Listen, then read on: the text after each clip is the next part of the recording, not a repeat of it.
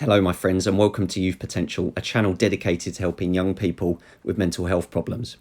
I have two books available, 102 Distraction Techniques and Self-Harm to Self-Harmony. Both of these books are only available on Amazon. Thank you very much for watching this video. Hello, my friend, Scott here representing Youth Potential. Today we are going to be talking about how I deal with voices. And when I mean voices, I don't mean how to deal with your annoying friend that won't shut up. I'm talking about auditory hallucinations. Hearing voices is basically a symptom of psychosis. Oh, and if you're wondering, yes, the rear light in the garage has come on this time, so you can actually see what's behind me for once, and it is during the daytime as well.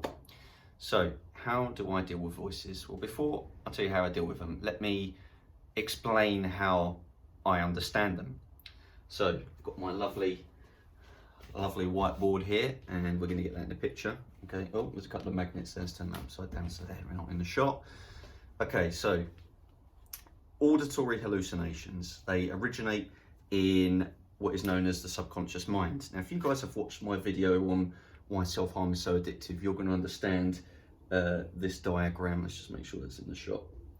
So as I said before in my why self-harm is addictive video, this is a diagram of the mind by Dr. Furman Fleet, designed in the 1930s. So we've got B for the body, so that represents the body, and this is a representation of the mind. And it's divided into two parts because you've got the conscious and subconscious mind. Now, you don't need to be a genius to understand the difference between these two. Okay, the way that I would explain it to someone is that the subconscious part of your mind is the thing that controls things within you, in your mind and body, that you're not fully aware of, okay? And your conscious mind is the things that you're aware of, so everything that your senses are bringing in, so things that you see, hear, smell, touch, etc., etc. Subconscious is controlling things like your digestive system, your breathing. You don't think about those things, so you know it's just happening in the background. But when you try and focus on your breathing, it goes from being subconscious to conscious, and you'll notice a change in pace of your breathing. But anyway, so the subconscious mind is where the voices are. Okay, that's where they originate from. And through your own experiences, voices will come as a result of really unpleasant circumstances, things that stress and overwhelm you predominantly. So there might be, I don't know, you've taken on a new job, it's really stressful, and that's causing psychosis and voices. You know, there might be some traumatic things happen in your childhood that you can't let go of. It could be a number of things. You know, stress is subjective. It depends on the individual, basically. Something stressful for me is the fact that I, at the moment, are waiting on getting social housing. It is really stressful, but fortunately my mum's helping me out there. But anyway, that's just an example of stress. So then these experiences that are locked in your subconscious, like these traumatic experiences or things that are going on right now, they're causing the stress, and then the voices will start to penetrate your conscious mind. And because that's your conscious mind is very easy for you to understand, okay? As I say, it's an interpretation of senses. So you've got your voice there, and that is now translated into, you know, that stress, that trauma, that unpleasant experience is converted to something that your brain can interpret in the conscious mind, and it comes in the form of a voice. So then you'll get told, oh, you're a piece of shit, or you're not good at this, or, you know, you're pathetic, you need to kill yourself, you know, all of these things. You know what your voices sound like. I'm just giving you examples of things that come to me. So that's where the voices come from. That's my full understanding of voices. Okay, that it's simply that. The cause is a stressful or traumatic experience that sticks in your subconscious, and when things get more stressful from life, it penetrates into your consciousness, converts itself into an auditory form. There's obviously visual hallucinations, but that's not something that I've experienced for a very long time, so I'm just covering auditory hallucinations. So they go into conscious mind, they translate into something that your mind can understand, which is a voice, and then it will relay its information to you. So hopefully I explain that as clearly as possible, because that's the most clear way that I can personally understand it. So that's where voices come from. How do I deal with them? Right, there are basically 5 kind of key things that I try to keep in mind and carry out in my life in order to keep the voices at bay, okay? Number 1 is remembering and acknowledging that the voices are just a part of my imagination, okay? That's all they are. My imagination's translated a traumatic experience or a stressful experience, past or present, into an auditory voice, and that's all it is. It's like they're almost like an echo.